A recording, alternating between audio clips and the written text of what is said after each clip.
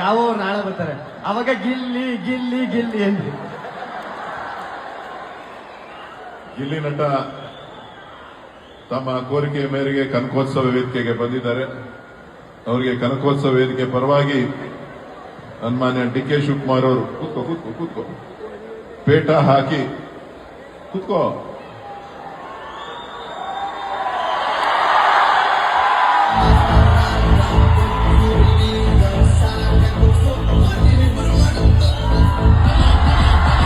ನಾನು ಸನ್ಮಾನ ಮಾಡ್ತಾ ಇರೋದಲ್ಲ,